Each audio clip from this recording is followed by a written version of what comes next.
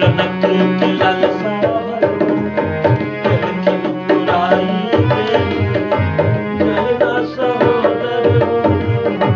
कहना तुम्हारी सिया सुकुमारी के सजाब रे सिया सुकुमारी के सजाब रे जहिना अपना तुझ भाई रे जहिना अपना तुझ जहिना भाई रे